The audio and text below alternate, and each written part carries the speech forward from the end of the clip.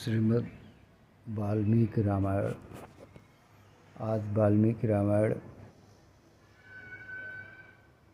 का उत्तरकांड से पूर्व भगवान श्री रामचंद्र जी जिस प्रकार से जैसे जैसे विजय के बाद उन्हें दशहरा के पश्चात अयोध्या जी की तरफ प्रस्थान किए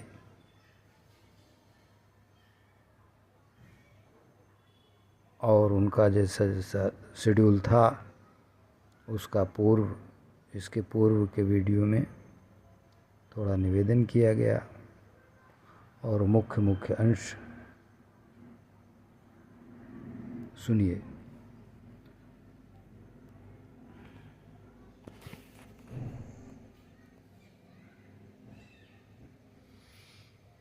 भगवान श्री रामचंद्र जी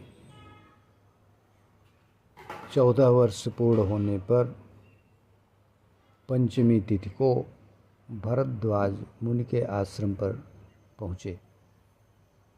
तपस्या के धनी भरद्वाज मुनि को प्रणाम करके श्री राम ने उनसे पूछा, भगवान आपने अयोध्यापुरी के विषय में कुछ सुना है क्या?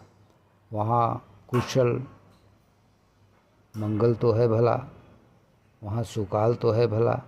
भरत प्रजापालन में तत्पर तो हैं भला? मेरी माताएं तो जीवित हैं भला? इत्यादि प्रश्न भगवान श्री रामचंद्र जी ने किया और तब महर्षि भरद्वाज जी ने एक एक करके सब वर्णन किया और वे दिव्यदर्शी और सिद्ध महापुरुष हैं, इसलिए उन्होंने वह सब भी बताया कि जो भगवान श्री रामचंद्र जी ने इनके आश्रम से जाने के पश्चात, मतलब 14 साल पहले जब आए थे, सबसे पहले इधर ही आए थे, वहाँ से जाने के बाद जो जो किए भगवान श्री रामचंद्र जी, वो सब मुनि भरद्वाज जी ने सब बता दिया कि ऐसा ऐसा आपने किया, मुझे सब अपनी तपस्या के बल से मालूम है। तो भगवान श्री रामचंद्र जी ने उनसे, भरद्वाज मुनि से एक वरदान मांगा। वो वरदान क्या था? वो वरदान है, भरद्वाज मुनि प्रसन्न होकर जब श्री रामचंद्र जी से कहे कि हे पुत्र, वरदान मुझसे मांगो, मैं प्रसन्न हूँ, तब उन्होंने, भगवान श्री रामचंद्र जी ने मुनि के उस वचन को शिरोधार्य करके हर्ष से भरे हुए श्री रामचंद्र जी ने कहा, बहुत अच्छा। तो उन्होंने यह वरदान मांगा,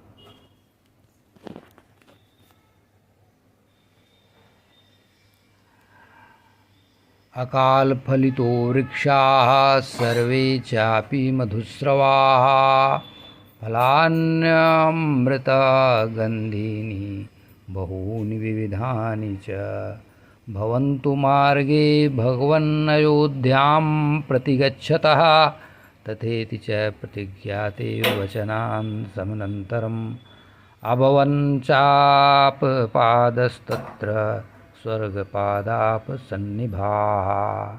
भगवान, यहाँ से अयोध्या जाते समय मार्ग के सब वृक्षों में समय न होने पर भी फल उत्पन्न हो जाएं और वे सब के सब मधु की धारा टपकाने वाले हों, उनमें नाना प्रकार के बहुत से अमृतोपम सुगंधित फल लग जाएं। भरद्वाज जी ने कहा, ऐसा ही हो, ऐसा ही होगा, तथास्तु। और गोस्वामी जी ने भी वहाँ रामचरितमानस में लिखा है, सब तरु फरे राम हित लागी ऋतु अरु कुरित काल गति त्यागी। अब यहाँ से आप लोग निष्कर्ष देख लीजिए कि जो राजा होता है वो सबके हित का ध्यान किस प्रकार रखता है, तब जो है प्रजा उस प्रकार से आनंद प्राप्त करती है, फल का उपयोग और उपभोग करती है। यहाँ ये तपस्या से करने वाले महर्षि से वरदान मांगे और तब वहाँ फल फूल हुआ है। तो इस चीज़ को जो राजा महाराजा पहले के हुए आज भी कहीं कहीं हैं वे, और जो लोकतांत्रिक देश है उनके राष्ट्राध्यक्षों को जरूर समझना चाहिए। इसके बाद अगला अध्याय कि निषाद राजगुह के यहाँ भरत जी का जाना और भरत जी के पास हनुमान जी का जाना, इस प्रकार वहाँ का समाचार ले आना और यहाँ का समाचार सुनाना इत्यादि है, इस अध्याय में वर्णित है। अयोध्यां तो समालोक्य चिंतयामास राघवा, प्रियकामं प्रियं रामस्ततस्त्वरितः विक्रमा। विमान से ही अयोध्यापुरी का दर्शन करके अयोध्या वासियों तथा सुग्रीव आदि का प्रिय करने की इच्छा वाले शीघ्र पराक्रमी रघुकुल नंदन श्री राम ने यह विचार किया कि कैसे इन सब का प्रिय हो। यह विचार करके तेजस्वी एवं बुद्धिमान श्री राम ने वानरों पर दृष्टि डाली और वानरवीर हनुमान जी से कहा, हे कपिश्रेष्ठ, तुम शीघ्र ही अयोध्या में जाकर पता लगा लो कि राजभवन में सब लोग सकुशल तो हैं भला। श्रृंगबेरपुर में जाकर वनवासी निषाद राजगुह से भी मिलना और मेरी ओर से कुशल कहना। मुझे सकुशल निरोग और चिंता रहित सुनकर निषाद राजगुह को बड़ी प्रसन्नता होगी, क्योंकि वह मेरा मित्र है, मेरे लिए आत्मा के समान है। निषाद राजगुह प्रसन्न होकर तुम्हें अयोध्या का मार्ग और भरत का समाचार बताएगा। भरत के पास जाकर तुम मेरी ओर से उनका कुशल पूछना और उन्हें सीता एवं लक्ष्मण सहित मेरे सफल मनोरथ होकर लौटने का समाचार बताना।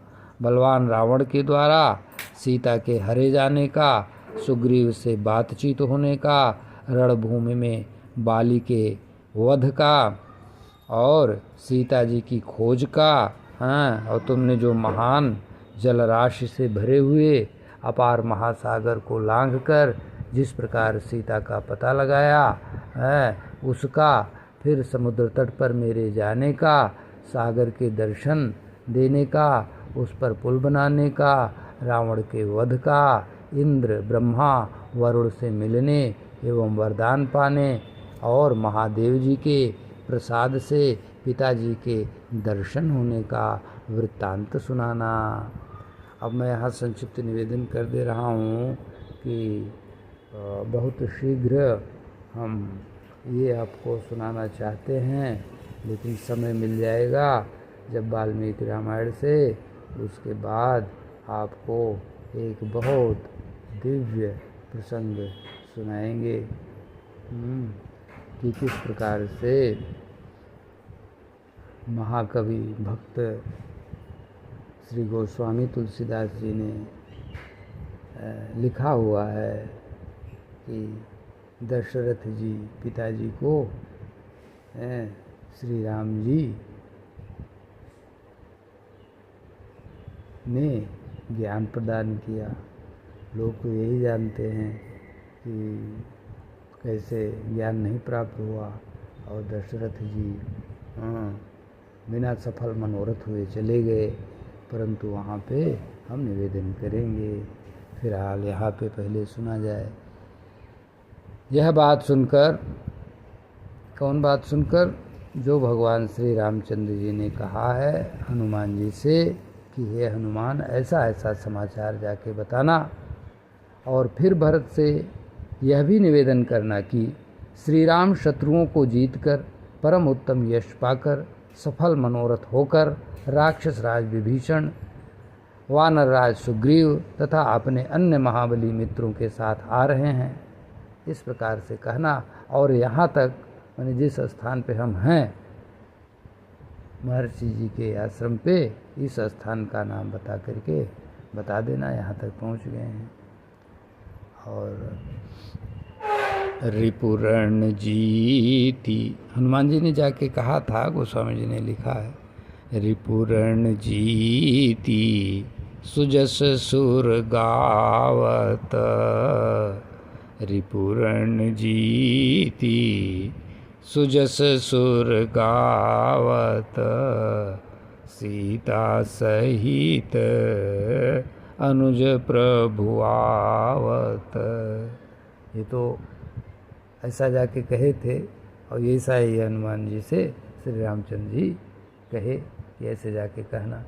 यह बात सुनकर भरत की जैसी मुख मुद्रा हो उस पर ध्यान रखना, समझना, तथा भरत का मेरे प्रति जो कर्तव्य या बर्ताव हो उसको भी जानने का प्रयत्न करना।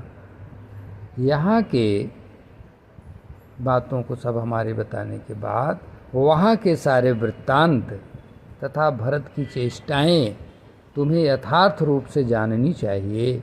मुख की कांति, दृष्टि और बातचीत से उनके मनोभाव को समझने की चेष्टा करनी चाहिए।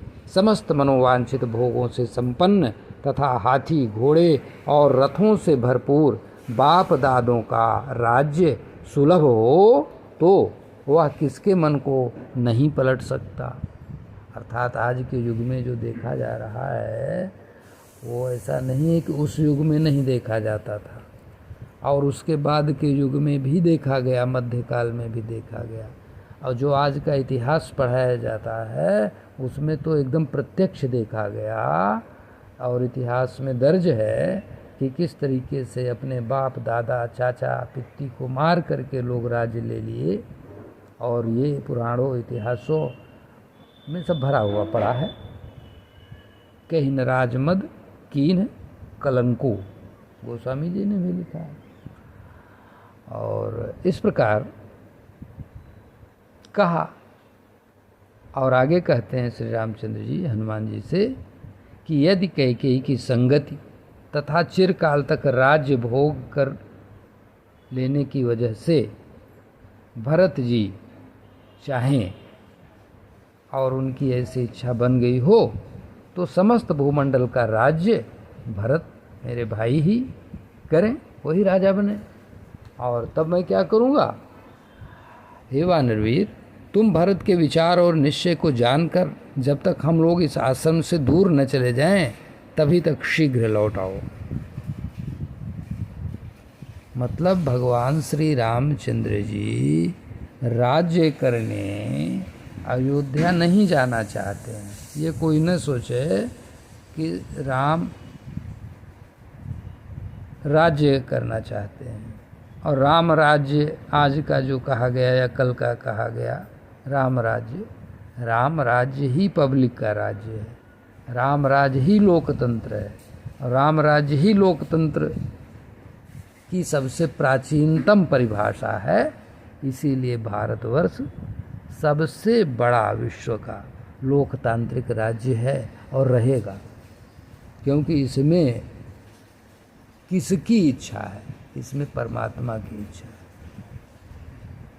इसमें परमात्मा की इच्छा है, परमेश्वर की इच्छा है, ब्रह्म की इच्छा है, इसलिए है।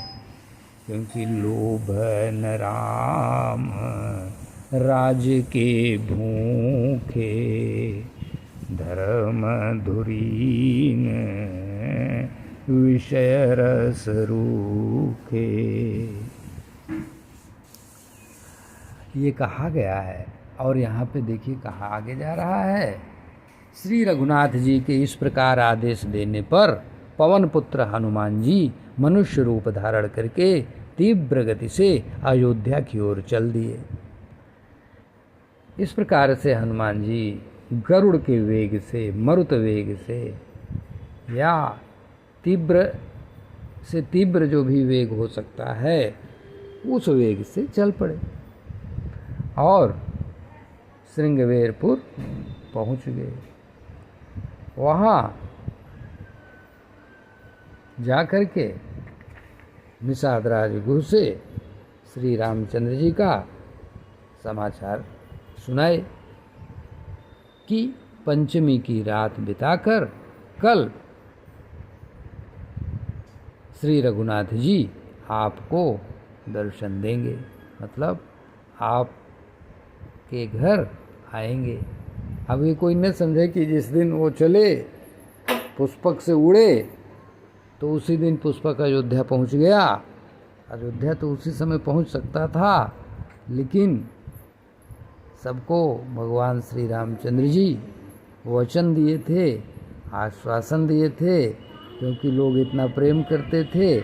आज ही मैंने निवेदन किया कि मिलहि न रघुपति बिनु अनुरागा, किए कोटि जप जोग विरागा।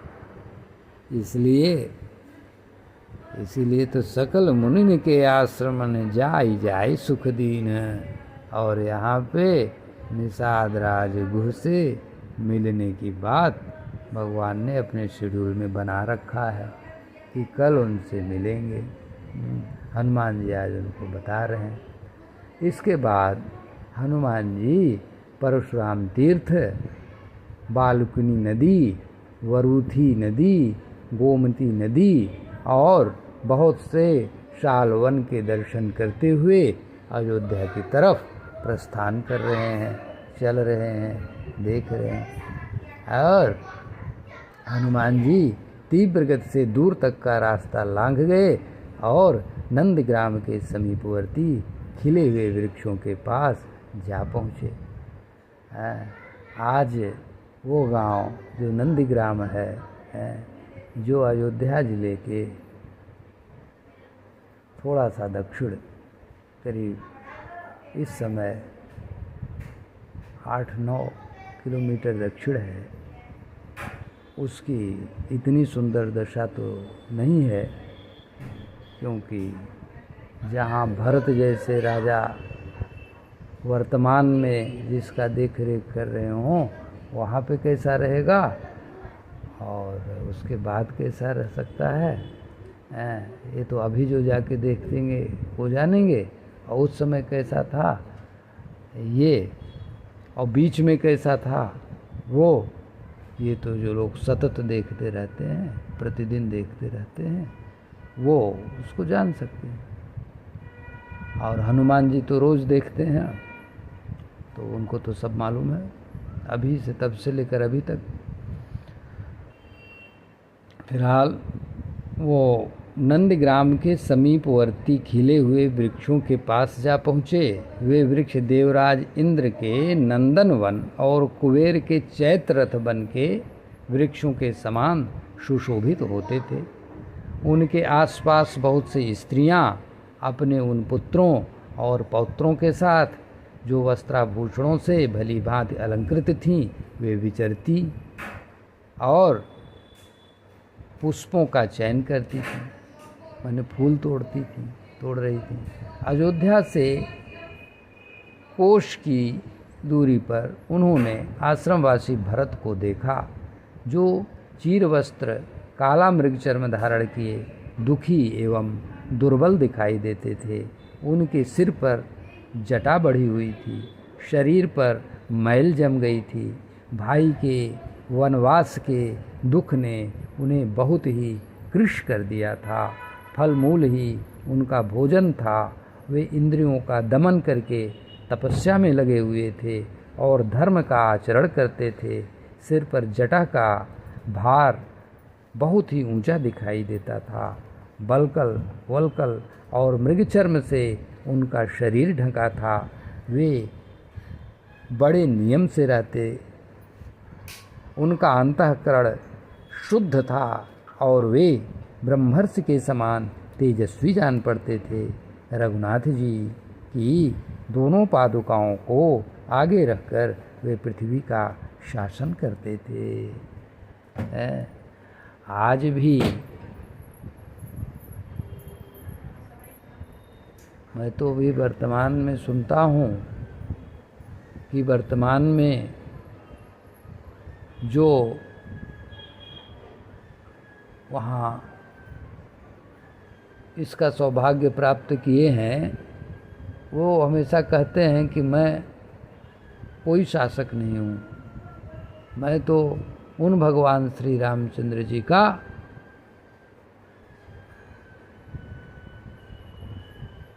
पार्षद हूँ। यह आचरण भरत जी ने करके दिखाया है और इसलिए उनका अनुकरण करने वाले आज भी हैं। मैं उनकी प्रशंसा करता हूँ। अयोध्या के वे धर्मानुरागी पुरवासी भी उन राजकुमार भरत जी की दशा देख करके स्वयं भी त्याग तपस्या पूर्वक रहते थे।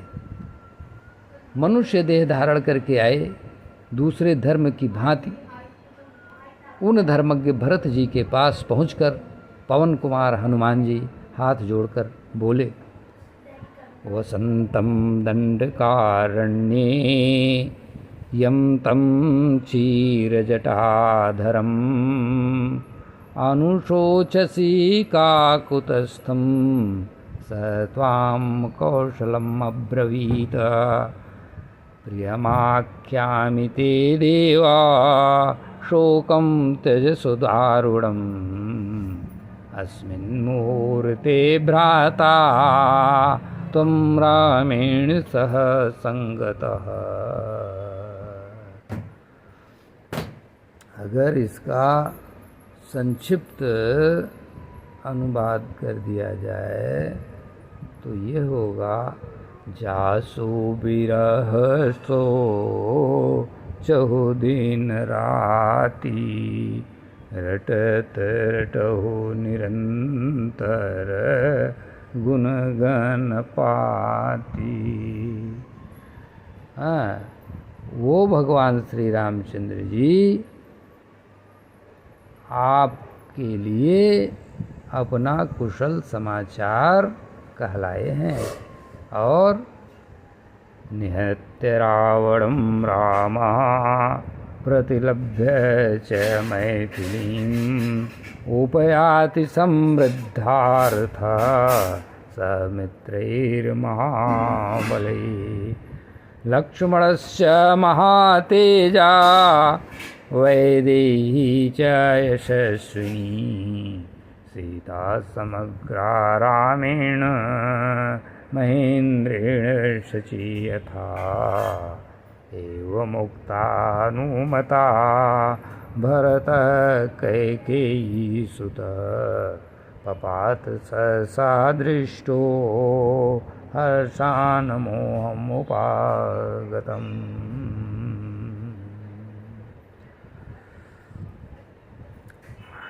जब हनुमान जी ने यह समाचार बताया कि रिपुरण जीती सुजस सुर गावत सीता सहित अनुज प्रभु आवत, तो भरत जी की दशा कैसी हुई?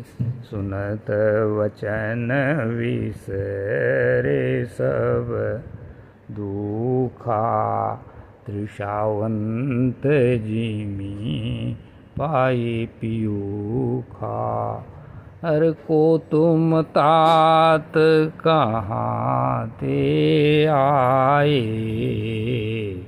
मोहि परम प्रिय बचन सुनाए।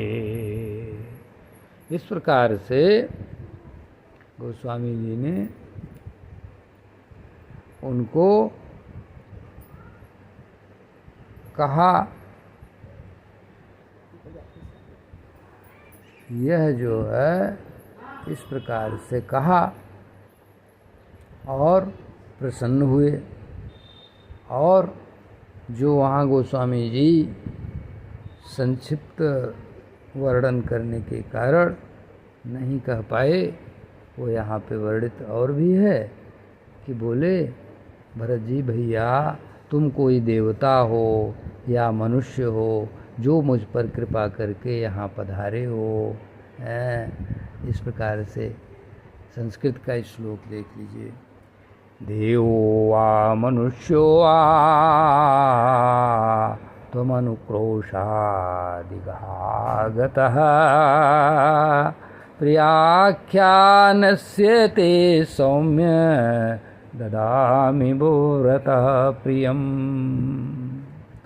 कह रहे हैं ये बताने के बदले में मैं प्रसन्न होकर आपको कुछ उपहार देना चाहता हूँ।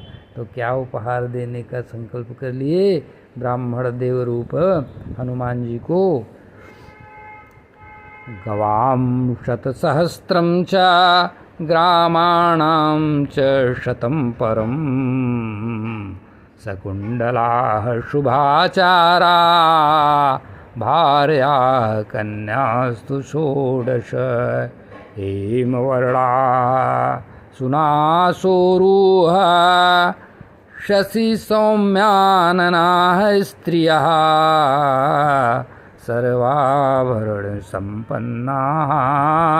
संपन्नाः कुलजातिभिः। अर्थात भरत जी ने उन्हें 1,00,000 गांव, 16 कुमारी सुंदर सुसज्जित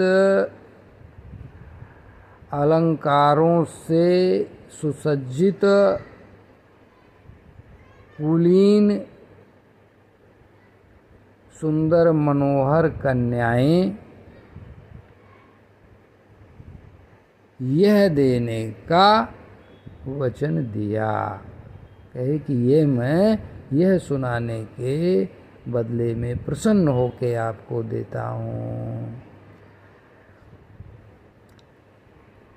उन प्रमुख वानर वीर हनुमान जी के मुख से श्री रामचंद्र जी के आगमन का अद्भुत समाचार सुनकर राजकुमार भरत को श्री राम के दर्शन की इच्छा से अत्यंत हर्ष हुआ और उस हर्षातिरेक से ही वे इस प्रकार बोले। मेरे स्वामी श्री राम को विशाल वन में गए हुए बहुत वर्ष बीत गए। इतने वर्षों के बाद आज मुझे उनकी आनंददायिनी चर्चा सुनने को मिली है। आज यह कल्याणमयी लौकिक गाथा मुझे यथार्थ जान पड़ती है कि मनुष्य यदि जीता रहे तो उसे कभी न कभी हर्ष और आनंद की प्राप्ति होती ही है, भले ही वह 100 वर्ष बाद ही हो। राघवस्य हरिणाम च कथमासीत् समागमः कस्मिन् देशे किमाश्रित्य तत्त्वमाख्याहि पृच्छता। भरत जी पूछते हैं कि क्या पूछते हैं कि जैसे किस तरीके से कैसे कैसे क्या हुआ और रघुनाथ जी का बानरों से मेल जोल कैसे हुआ है, इस तमाम प्रश्नों को पूछते हैं। और इस प्रकार हे प्रभु, तब हनुमान जी ने राजकुमार भरत के इस प्रकार पूछने पर कुश के आसन पर बैठाए हुए हनुमान जी ने श्री रामचंद्र जी का वनवास विषयक सारा चरित्र उन्हें कह सुनाया। जितना पहले हुआ था वो तो भरत जी जानते ही थे, वो भी कहे और उसके बाद भी कहे। यह कि उसके बाद कहे कि आपके लौट आने के बाद, माने जो भरत जी मनाने गए थे वापस लौटा ले आने के लिए श्री रामचंद्र जी को, उस प्रसंग को कि आपके लौट आने पर वह वन सब ओर से अत्यंत वहाँ से रहते हुए दंडकारण्य में श्री राम ने उस वन को छोड़कर आगे प्रवेश किया था, दंडकारण्य चले गए थे। और आगे जब दंडकारण्य में बढ़े तो एक राक्षस विराध था, और विराध बहुत से घाड़ते हुए, बहुत दहाड़ते हुए और भगवान की तरफ दौड़ा था। और तब भगवान ने, श्री राम और रामानुज ने, लक्ष्मण जी ने उसको मारकर एक गड्ढे में डाल दिया। और यह दुष्कर कर्म करके दोनों भाई शरभंग मुनि के रमणीय आश्रम पर गए थे। फिर शरभंग मुनि श्री राम के समक्ष स्वर्ग को चले गए। तब सत्य पराक्रमी श्री राम मुनियों को प्रणाम करके जनस्थान में आए। जनस्थान वही स्थान है जो आज पंचवटी के आसपास का क्षेत्र है। तो अब कह रहे हैं कि वहाँ सुपर्णखा नाम वाली एक राक्षसी काम भाव लेकर श्री राम के पास आई, और उस राक्षसी का लक्ष्मण जी ने नाक कान काट लिया। और वहाँ रहते हुए महात्मा रघुनाथ जी ने अकेले ही शूर्पणखा की प्रेरणा से आए हुए भयानक कर्म करने वाले 14,000 राक्षसों का वध कर दिया था, जिसमें बहुत से थे। और क्षण भर में आपके बड़े भाई रघुवीर श्री रामचंद्र जी ने अकेले ही उन 14,000 राक्षसों को मार डाला, जिसमें खरदूषण, तिसरा इत्यादि और उनकी सेना थी। इस घटना से पीड़ित होकर वो राक्षसी जो शूर्पणखा थी, रावण की बहन, वो लंका रावण के पास गई और उसने तरह तरह से रोग आकर के रावण को उकसाया, और रावण ने छल से कपटपूर्वक मारीच को सोने का मृग इत्यादि बनाकर